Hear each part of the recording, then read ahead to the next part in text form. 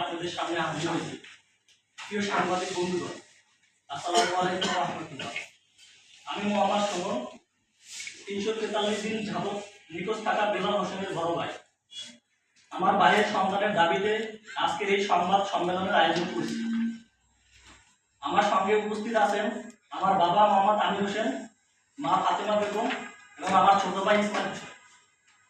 আমার গ্রামের বাড়ি কক্সবাজার জেলার পাবনা উপজেলার ডবতলা ইউনিয়নের উত্তর বুদিঘাটা। প্রায় 1 বছর ধরে নিখোঁজ থাকা আমার ছোট ভাই বেলাল হোসেন আল জামিয়াতু আহলিয়া দারুল উলুম মঈনুল ইসলাম হাটাজারি চট্টগ্রাম মাদ্রাসা 2018 সেশনের মুতাফারাক্কা শ্রেণীর একজন ছাত্র। গত 15 জুলাই 2024 থেকে আমরা তাকে খুঁজে পাচ্ছি না। বহু চেষ্টা করার প্রায় 1.5 মাস পর 26 আগস্ট অজ্ঞাত একটি নাম্বার থেকে আমার মোবাইলে মেসেজ আসে। সেখানে বেলাল লিখেন, ওনার পরিচয় দেয় এবং বলেন, আমি বেলাল, আমার শারীরিক অবস্থা অত্যন্ত শোচনীয়, আমাকে খুব দ্রুত উদ্ধার করো, হয়তো আমাকে মেরে ফেলা হবে। তখন আমরা নিশ্চিত হই যে আমার ভাই অপহরণ হয়েছে। এরপর 28 আগস্ট তারিখ আবার একই নাম্বার থেকে আমাদের কাছে আবার মেসেজ আসে। এরপর বেলালের শিক্ষক ও সহপাঠীদের সঙ্গে বারংবার যোগাযোগ করি, কিন্তু কোনো সদুত্তর আমরা পাইনি। মাদ্রাসা কর্তৃপক্ষ তাদের একজন আবাসিক শিক্ষার্থী নিখোঁজ হওয়া সত্ত্বেও কোনো উদ্যোগ গ্রহণ করেননি। অথচ এই দায়ভার ও দায়িত্ব পুরোপুরি মাদ্রাসা কর্তৃপক্ষ হওয়ার কথা ছিল।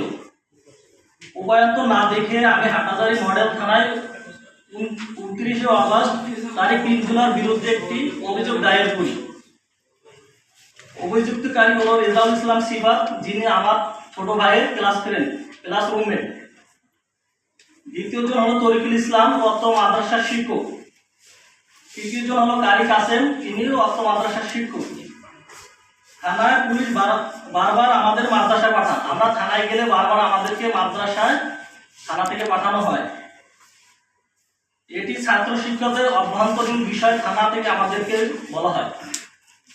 আমাদের পক্ষে থেকে বারবার থানায় যোগাযোগ করলে এক পর্যায়ে ওই নাম্বার, আমাদের প্রদত্ত যে নাম্বার থেকে মেসেজ দিচ্ছে, ওই নাম্বার লোকেশন ট্র্যাকিং করে হাটাজারি মডেল থানা আমাদেরকে টেকনাফ থানায় হস্তান্তর করে, কোনো রিপোজিশন এবং কোনো আয়ু ছাড়া। আমরা 29 আগস্ট 2024 তারিখ আমরা হাটাজারি থেকে টেকনাফ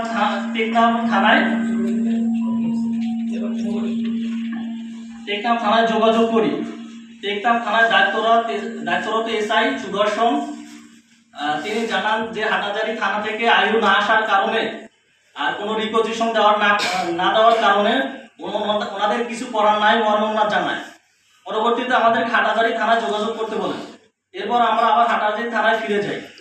থানা কর্তৃপক্ষ পুনরায় আমাদেরকে মাদ্রাসায় পাঠান। সেখানে অভিযুক্ত নানা টালবানা শুরু করেন এবং আমাদের আইনের আশ্রয় নেওয়ার কারণে উল্টো আমাদেরকে হুমকি ধমকি দেওয়া হয়।